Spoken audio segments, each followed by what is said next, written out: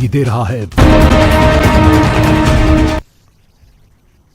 20 minute 20 खबरों में आप सभी दर्शकों का स्वागत है और आपके साथ मैं हूं आसिफ खान। हम अगले 20 मिनट में आपको देश दुनिया की 20 ऐसी खबरें बताने वाले हैं जो इस वक्त ना केवल सुर्खियों में है बल्कि दिलचस्प और अहम भी हैं। तो शुरू करते हैं 20 मिनट में 20 खबरों का सिलसिला।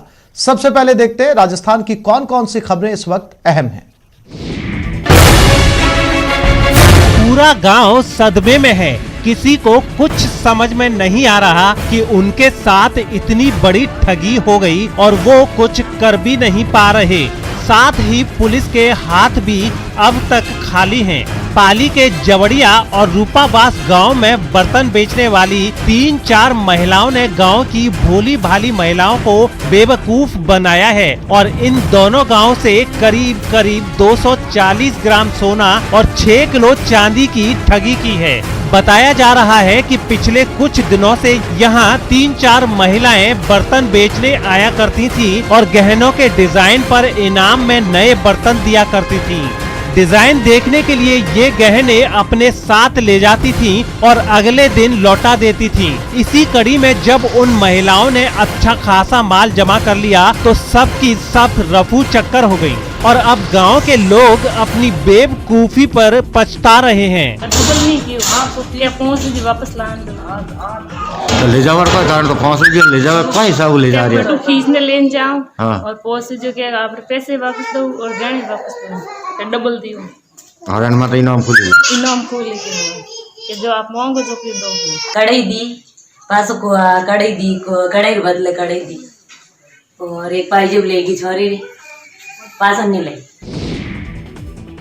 हरे रंग का मास्क लगाए पुलिस की गिरफ्त में खड़ा ये शख्स हिंदुस्तानी नहीं है, लेकिन हिंदुस्तान आकर इसने ठगी का जो जाल बिछाया उससे हर कोई हैरान रह गया और इसे गिरफ्तार करने में पुलिस के पसीने छूट गए। जोधपुर पुलिस की गिरफ्त में आए इस शख्स का नाम पैट्रिक बताया जा रहा है, जो युगांडा का रहने वाला है। पैट्रिक पर आरोप है कि इसने चौपासनी सेक्टर 12 की रहने वाली आकांक्षा जैन से फेसबुक पर मार्को नाम के शख्स ने यूके का बताकर फ्रेंडशिप की और फिर विदेश से सामान भेजने का झांसा देकर 16,26,000 रुपए ऐंठ लिए। जिस अकाउंट में आकांक्षा ने पैसे जमा कराए उस अकाउंट से पैट्रिक ने पैसे निकाले थे और इसी के बाद पुलिस ने जाल बिछाकर इसे गिरफ्तार कर लिया। ये थाना पर एक प्रकरण दर्ज हुआ था जिसमें 16.5 लाख की ठगी ऑनलाइन ठगी हुई थी, जिस पर हमारी टीम जाकर मुंबई से 4 लोगों को गिरफ्तार किया था, 2 पुरुष 2 महिला।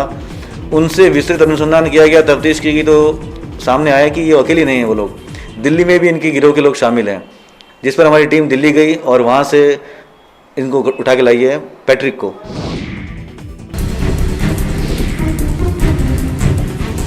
डेथ सर्टिफिकेट पर दंगल। इंसाफ चाहिए, मृत्यु प्रमाण पत्र चाहिए मेरे हस्बैंड का। ये सबूतों के लिए भी इनको मैंने ऐसा कोई सबूत नहीं है जो मैंने अपने इनको नहीं दिया। उसकी शादी हुई है तो उससे मैरिज सर्टिफिकेट मांगो, कोई विवाहित संबंधी फोटो। हम तो ये चाहते हैं उसकी शादी नहीं हुई है। हम तो हमारे गार्जियन जो हम उसके भाई हूँ, मैं छोटा भाई हूँ, माँ है, बहनें हैं, छोटा भाई और भी है एक मेरा। तो मृत्यु प्रमाण पत्र हम घर वालों को दिया जाए। जी हाँ, कहानी इतनी उलझी है कि समझना मुश्किल है। आप समझ ही नहीं पाएंगे कि आखिर माजरा क्या है। पहले इस उलझन को समझिए। खबाराबजी गांव के रहने वाले हरिओम शर्मा की बीते 18 नवंबर को सड़क दुर्घटना में मौत हो गई थी। पेशे से एम्बुलेंस चालक हरिओम शर्मा की मृत्यु के बाद अब डेथ सर्टिफिकेट को लेकर लड़ाई जारी है। हरिओम शर्मा के डेथ सर्टिफिकेट के लिए दौसा नगर परिषद में 2 आवेदन आए हैं। नेहा शर्मा नाम की महिला ने मृत्यु प्रमाण पत्र के लिए आवेदन दाखिल किया है। वहीं हरिओम शर्मा के छोटे भाई ने भी डेथ सर्टिफिकेट के लिए अप्लाई किया है। हरिओम शर्मा के भाई का दावा है कि नेहा से उसके भाई का कोई लेना देना नहीं। नेहा का कहना है कि हरिओम शर्मा से उसने 2013 में शादी की थी। पशुपेश में आकर नगर परिषद ने अब तक मृत्यु प्रमाण पत्र जारी नहीं किया है। अब डेथ सर्टिफिकेट का मामला डीसी और कलेक्टर तक पहुंच गया है। फिलहाल सच्चा कौन है और झूठा कौन, ये तो जांच के बाद ही पता चल पाएगा।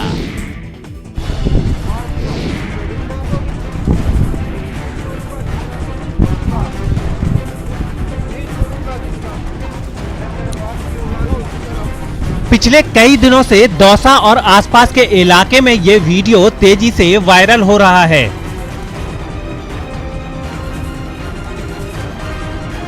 इस वीडियो में गुस्से में पागल हो रहा पिस्टल लिए ये शख्स लगातार ये कहता नजर आ रहा है कि वो उन्हें छोड़ेगा नहीं, किसी भी हाल में नहीं छोड़ेगा।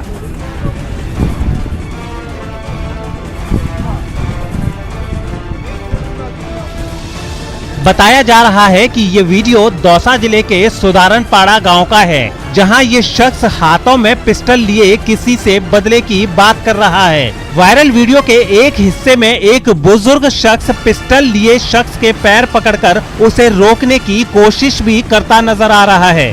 बुजुर्ग के लाख मनाने के बाद भी पिस्टल वाला ये शख्स मानने को तैयार नहीं होता और ये बार बार बदला लेने की बात करता नजर आ रहा है।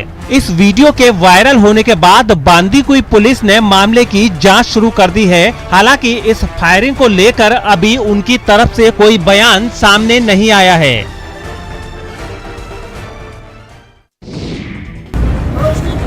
कहाँ से आए आप लोग दारू पीने के लिए? हमें जयपुर से ही दारू कहाँ से लेके आए? यहीं से।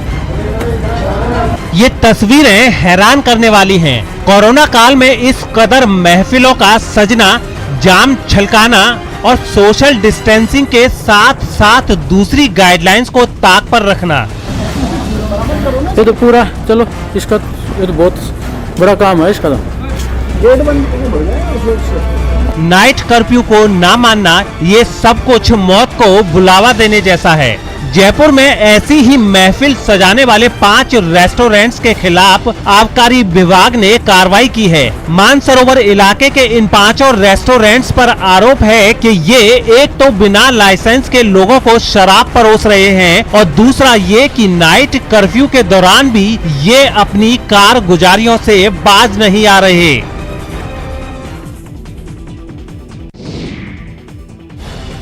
पुलिस की गिरफ्त में बैठे इस शख्स पर आरोप है कि ये नशे के उस कारोबार में शामिल है जिसकी वजह से लोग नशे के स्याह समंदर में गोते लगाने लगते हैं और आखिर में मौत के आगोश में सो जाते हैं। जैसलमेर की पोखरण पुलिस ने आरोपी मोहन राम को जटाबास में बस स्टैंड से गिरफ्तार किया है।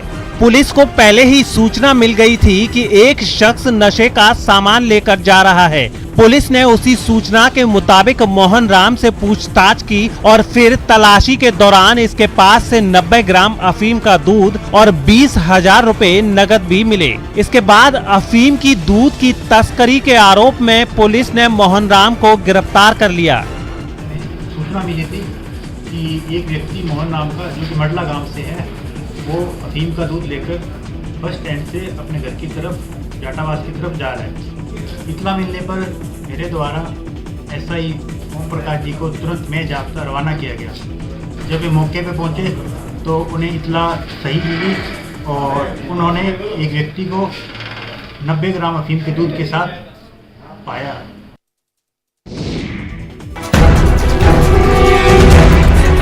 तमाम सियासी अटकलों के बीच प्रदेश की अशोक गहलोत सरकार ने अपने 2 साल पूरे कर लिए हैं। इन 2 सालों में कई बार ऐसे मौके भी आए जब विपक्ष के साथ साथ सत्ता पक्ष के कुछ लोगों ने भी सरकार गिरने का दावा किया, लेकिन जादूगर ने अपनी जादूगरी से न केवल अपनी सरकार बचाए रखी बल्कि कोरोना का संकट आने के बाद भी आज इस स्थिति में है कि वो दावा कर रहे हैं कि उन्होंने 2 साल के हिसाब से अपने वादे का 50% काम पूरा कर लिया है। 17 दिसंबर 2018 को मुख्यमंत्री पद की शपथ लेने के बाद सीएम गहलोत ने कैबिनेट की पहली बैठक में किसान कर्ज माफी का फैसला किया था, जबकि दावों के मुताबिक चुनावी घोषणा पत्र में किसानों के लिए बनाए गए 501 बिंदुओं में से 252 से अधिक काम पूरे हो चुके हैं। कोरोना संकट के इस दौर में कोरोना मैनेजमेंट को सरकार ने अपनी बड़ी उपलब्धि बताया है। सरकार का कहना है कि प्रदेश के भीलवाड़ा मॉडल की चर्चा जहां पूरी दुनिया में हुई है, वहीं इस दौर में हेल्थ इंफ्रास्ट्रक्चर को भी मजबूत किया गया।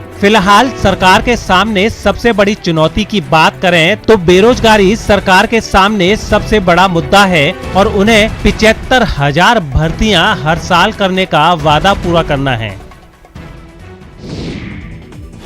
मुख्यमंत्री अशोक गहलोत ने संस्कृत शिक्षा, टीएडी और नगरीय विकास विभाग के साथ साथ अलग अलग कोटों के लिए 337 नए पदों के सृजन को मंजूरी दे दी है। इसके अलावा सुनियोजित नगरीय विकास के लिए सहायक नगर नियोजक के 46 पदों पर भर्ती के लिए स्वीकृति दी गई है। इनमें संस्कृत शिक्षा विभाग में 308 नए शैक्षणिक पदों के सृजन के प्रस्ताव को मंजूरी दी गई है। शैक्षणिक पदों के लिए सृजन के प्रस्ताव को जो मंजूरी मिली है, उसके मुताबिक इन पदों में प्राचार्य के 48, प्रधान अध्यापक के 10, व्याख्याता के 184 और तृतीय श्रेणी अध्यापक के 66 पद शामिल हैं। इन पदों के सृजन से संस्कृत शिक्षा विभाग में क्रमोन्नत तथा नए खोले गए विद्यालयों में आवश्यकता के मुताबिक शिक्षक उपलब्ध हो सकेंगे। साथ ही प्रदेश में संस्कृत शिक्षा को प्रोत्साहन मिलेगा। इसके साथ ही नगर नियोजन विभाग, प्राधिकरणों, न्यासों और अन्य स्वायत्त शासित संस्थाओं में सहायक नगर नियोजक के साथ सहायक नगर नियोजक के 46 रिक्त पदों पर भी सीधी भर्ती करने की सहमति दी गई है। प्रधानमंत्री आवास योजना की बुधवार को रैंकिंग जारी कर दी गई। इस रैंकिंग के तहत राजसमंद जिला देश भर में पहले नंबर पर है, जबकि राजस्थान के 14 जिलों ने टॉप 100 में जगह बनाई है। खास बात यह है कि राजधानी जयपुर इस रैंकिंग में काफी पिछड़ गया है और उसे देश भर में 176वें पायदान पर संतोष करना पड़ा है। देश भर में टॉप 100 जिलों में स्थान बनाने वालों में राजस्थान से बूंदी 12वें, दौसा 13वें, डूंगरपुर 16वें पायदान पर रहा है।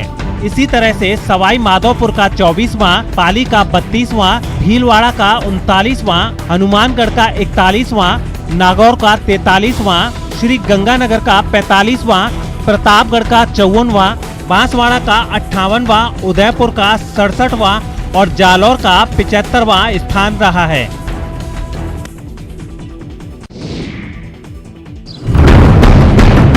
बाड़मेर में जल जीवन मिशन योजना को पूरा करने के लिए आयोजित इस बैठक से जो खबरें निकलकर आई हैं, उसके मुताबिक अब बाड़मेर के हर गांव, हर ढाणी के लोगों की प्यास बुझने वाली है। इस बैठक में ये फैसला हुआ है कि साल 2024 तक जिले के हर एक घर को नल कनेक्शन से जोड़ दिया जाएगा और सभी घरों में पेयजल की आपूर्ति भी की जाएगी। जल जीवन मिशन जो है वो भारत सरकार का और राजस्थान सरकार का एक महत्वाकांक्षी जो है प्रोजेक्ट है। इस प्रोजेक्ट के तहत जितने भी ग्रामीण क्षेत्र हैं उनके सभी हैबिटेशंस में घर घर में जो है नल का कनेक्शंस देने का लक्ष्य रखा गया है। कम पूंजी ज्यादा कमाई, कम बीज ज्यादा खेती। महज 1 बीघा जमीन के मालिक भंवर सिंह ने वो कर दिखाया है जो बड़े बड़े जमींदार नहीं कर सके। भंवर सिंह ने पीली बंगा में अपने नवाचार से खेती में कम लागत में ज्यादा मुनाफा कमाया है और इसके लिए भंवर सिंह ने ऑर्गेनिक खेती का फॉर्मूला अपनाया है। तहसील का एक छोटा सा गांव है चक 24 STG। यहाँ सभी किसान जो है धान, मुख्यतः जो मुख्य फसलें हैं धान और गेहूं की फसल का बम्पर उत्पादन होता है। राजस्थान में धान का कटोरा कहा जाता है ये क्षेत्र। और जैविक खेती करते हुए मुझे सबसे पहले मेरा प्रयास ये रह रहा पिछले 2-3 साल से कि मैं मेरे गांव को चेंज करूं, मेरे परिवार को चेंज करूं और गांव के लोगों को काफी जानकारियां देने का प्रयास किया। अपने गांव में खेती करने से पहले भंवर सिंह ने मध्य प्रदेश के उज्जैन में अपने दोस्त योगेंद्र कौशिक की जमीन पर कम लागत में अच्छी खासी फसल उगाकर सबको हैरान किया और फिर खेती के लिए उसी फॉर्मूले को अपने गांव में इस्तेमाल कर रहे हैं। मेरा मूल उद्देश्य है कि इन लोगों को जहर मुक्त संतुलित खेती के मॉडल पर ले जाकर के इनका उत्पादन भी कम ना हो। अगर किसी चीज की जरूरत है, नाइट्रोजन की जरूरत है, तो नाइट्रोजन फोलियर स्प्रे से भी दी जा सकती है, जीवामृत से भी दी जा सकती है, सरसों की खली से भी दी जा सकती है। काफी साधन हमारे पास है। लेकिन यहाँ तो देखा देखी करके 1 बीघा गेहूं के अंदर 3-3 बैग यूरिया के डाल देते हैं, DAP डाल देते हैं। पवन व्यास लगे पड़े हैं पगड़ी बांधने में। ऐसी वैसी पगड़ी नहीं, पूरे 450 मीटर लंबी पगड़ी। और दावा है कि दुनिया में कभी किसी ने इतनी बड़ी पगड़ी नहीं बांधी। बीकानेर के धरणीधर मंदिर सभागार में दुनिया की सबसे बड़ी पगड़ी बांधने का दावा करने वाले पवन व्यास साफा और पगड़ी बांधने के विशेषज्ञ माने जाते हैं। आपको बता दें कि पवन व्यास इससे पहले उंगलियों पर 1 से 3 सेंटीमीटर की विश्व की सबसे छोटी पगड़ियां बांधकर इंडिया बुक ऑफ रिकॉर्ड में अपना नाम भी दर्ज करवा चुके हैं। अब तक विश्व में सबसे बड़ी पगड़ी जो बांधी गई थी वो 400 मीटर की थी। पवन व्यास ने अब जो पगड़ी बांधी है वो 450 मीटर यानी 1475 फीट की है। रिकॉर्ड हमने लगभग 55 पगड़ियाँ जो 8.7 मीटर लंबी थी, वो लगभग 467.5 मीटर लंबा ये साफा है, जो एक रिकॉर्ड तोड़ने के लिए बनाया गया है, जो गिनीज बुक ऑफ रिकॉर्ड्स में दर्ज है। जो पहले जो रिकॉर्ड बना था वो 400 मीटर लंबा था और हमने इसको तोड़कर 471.5 मीटर लंबा किया है। 20 मिनट 20 खबरों में अब बात करते हैं दूसरे प्रदेश की खबरों की। पश्चिम बंगाल के आसनसोल में टीएमसी के छात्र संगठन तृणमूल छात्र परिषद के प्रदर्शन की वजह से जैम लगने पर बवाल हो गया। हंगामा तब शुरू हुआ जब ये लोग काजी नजरुल यूनिवर्सिटी प्रशासन के विरोध में सड़क पर उतर आए, जिसकी वजह से वहां लंबा जैम लग गया, जिसमें कई लोग फंस गए। लेकिन लोगों की परेशानी देखने के बाद भी टीएमसी के छात्र संगठन तृणमूल छात्र परिषद के कार्यकर्ताओं ने जैम नहीं हटाया, जिसके बाद जैम में फंसे लोगों के सब्र का बांध टूट गया और वो प्रदर्शन कर रहे लोगों से भिड़ गए। लोगों का विरोध बढ़ा तो हंगामा कर रहा एक आदमी सड़क पर ही धरने पर बैठ गया, जिसके बाद जैम में फंसे कई लोग जबरदस्ती एक ठेले को आगे बढ़ाने की कोशिश करते दिखे। इस बीच वहां पुलिस पहुंच गई, लेकिन प्रदर्शनकारी उनसे भी बहस करने लगे। कुछ लोगों ने बाइक लेकर आगे बढ़ने की कोशिश की तो उन्हें भी रोक दिया गया। यही नहीं, प्रदर्शन में शामिल लोग सड़क पर ही मानव श्रृंखला बनाकर खड़े हो गए ताकि गाड़ियों को आगे जाने से रोका जा सके। इस दौरान उन्होंने यूनिवर्सिटी प्रशासन पर रिजल्ट जारी नहीं करने का आरोप लगाया। जब तक हम लोग का रिजल्ट क्लियर नहीं होगा, हम लोग कैसे फिर से एडमिशन ले पाएंगे। काफी देर तक सड़क पर तृणमूल छात्र परिषद के कार्यकर्ता बवाल करते रहे। पुलिस ने उन्हें समझाने की कोशिश की, लेकिन तमाम कोशिशों के बाद भी हंगामा शांत नहीं हुआ। ममता बनर्जी के वजीर कहे जाने वाले टीएमसी नेता शुवेंदु अधिकारी ने विधायक पद से इस्तीफा दे दिया। हालांकि अब भी उन्होंने बीजेपी में शामिल होने का कोई ऐलान नहीं किया। न्यूज 18 के अरुण सिंह की रिपोर्ट है कि विधायक पद से इस्तीफे के बाद जल्द ही फैसला हो जाएगा कि शुवेंदु कहां और किस तरह से बीजेपी में शामिल होंगे। खबर है कि बीजेपी का दामन थामने से पहले शुवेंदु अधिकारी सारी बातें तय कर लेना चाहते हैं और अपनी शर्तों के बारे में बात करने के लिए वो 1-2 दिन में दिल्ली जा सकते हैं। पता चला है कि शुवेंदु दिल्ली में बीजेपी में शामिल होना चाहते हैं और अमित शाह के साथ 19 दिसंबर को बंगाल लौटना चाहते हैं। इसके अलावा वो आला कमान से अपने समर्थकों को टिकट और अच्छे पद देने के बारे में भी बात कर सकते हैं। शुवेंदु अधिकारी और उनके परिवार का बंगाल की 40 से 45 सीटों पर अच्छा खासा असर माना जाता है।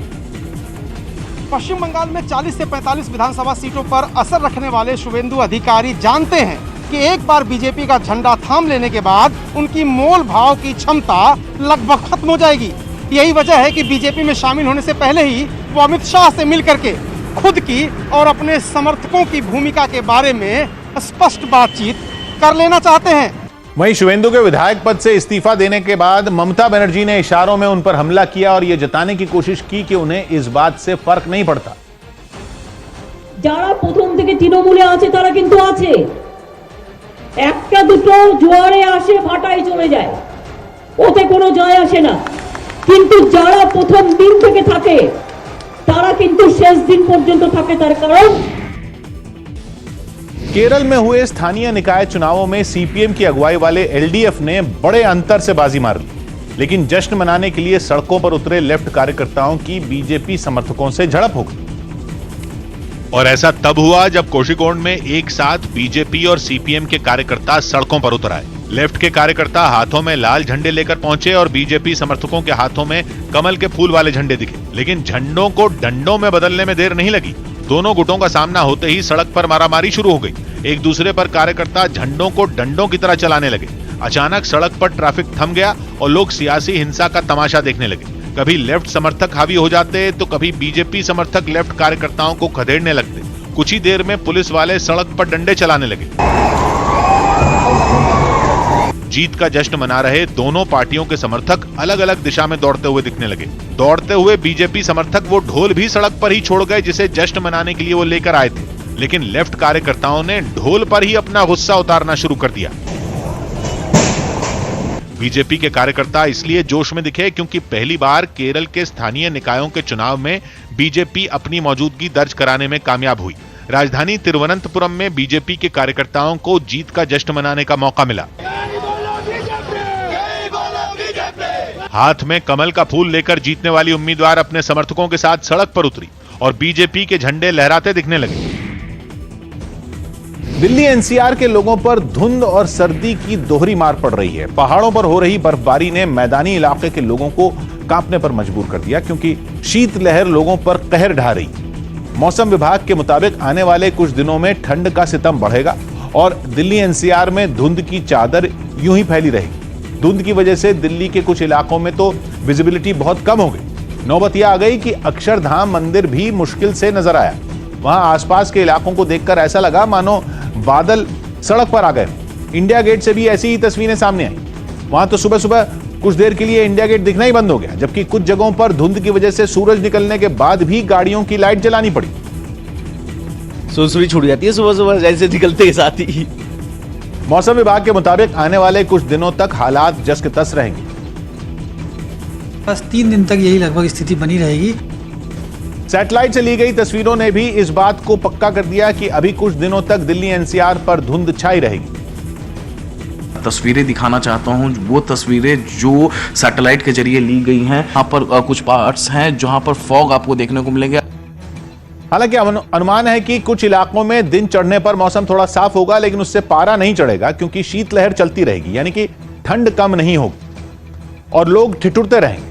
मौसम विभाग ने सुबह सुबह घर से निकलने वाले लोगों को खास तौर पर सावधान रहने को कहा क्योंकि अगले 2 से 3 दिनों तक सुबह की विजिबिलिटी बहुत कम होगी और सर्दी बढ़ेगी और दिल्ली समेत पंजाब, हरियाणा और राजस्थान के कुछ हिस्सों में कोहरे की वजह से परेशानी होगी। साथ ही पहाड़ों पर गिर रही बर्फ भी दिल्ली और आसपास के इलाकों का पारा गिराएगी।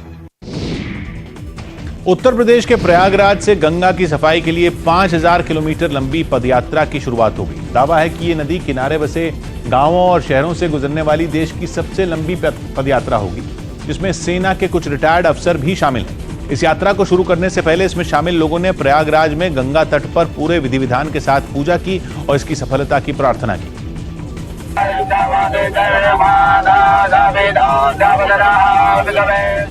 ये पदयात्रा गंगा को साफ करने के लिए सेना के पूर्व अधिकारियों की पहल का एक हिस्सा है और इसीलिए पूजा के मौके पर वहां कई जवान और अफसर भी नजर आए।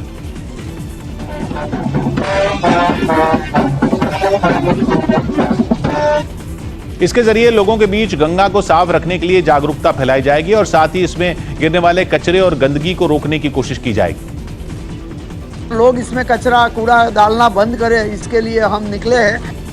लगभग 8 महीने तक चलने वाली ये पदयात्रा गंगा किनारे बसे लगभग 45 शहरों और 5000 गांव से होकर गुजरेगी। साथ ही इससे जुड़े लोग जहां जहां से गुजरेंगे वहां वो नदी किनारे पौधे भी लगाते जाएंगे। 20 मिनट 20 खबरों में अब बात करते हैं कुछ अंतर्राष्ट्रीय खबरों की। फ्रांस में लॉकडाउन को हटाकर लगाए जा रहे कर्फ्यू में भी सिनेमाघरों और थिएटरों को खोलने की मंजूरी नहीं मिली, जिससे नाराज कलाकारों ने राजधानी पेरिस की सड़कों पर बड़ी संख्या में जुटकर प्रदर्शन किया।